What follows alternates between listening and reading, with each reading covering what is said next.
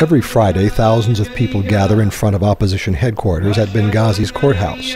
Its walls are a memorial to the hundreds of people who have died in the struggle against the government of Libyan leader Moammar Gadhafi. La ilaha illahu. The preacher denounces the abuses of the Gadhafi regime. Meanwhile, opposition leaders have set up a national transitional council to replace the 41-year dictatorship. Spokesman Mustafa Gheriani says there is a lot of work to do.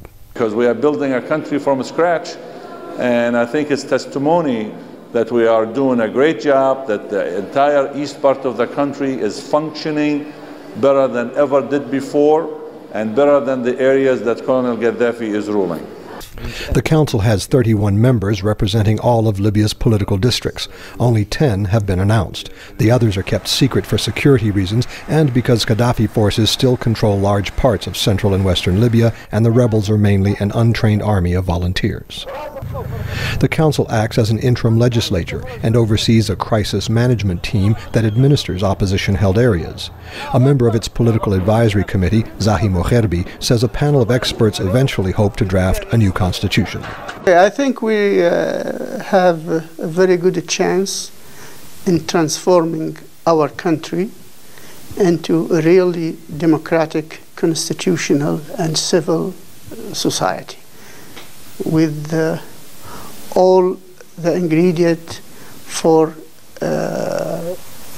branches of government that rules according to the law and on behalf of its people, where all the rights, political, civil, whatever rights, are guaranteed for the Libyan people.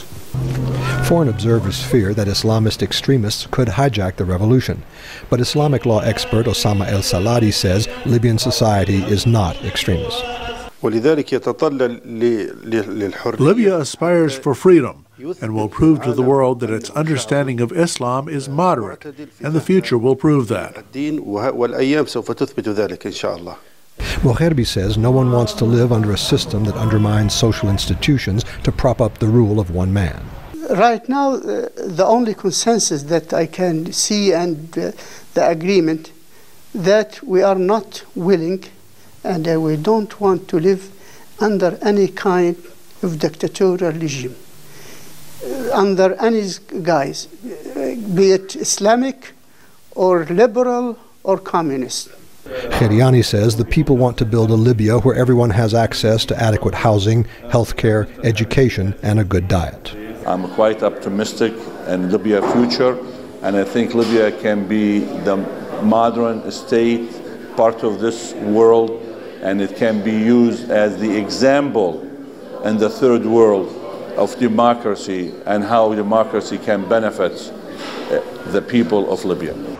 Libyan leaders acknowledge the road will be difficult and full of risks, but they're adamant in the belief that they will succeed in building a new modern state. Scott Bobb, VOA News, Benghazi.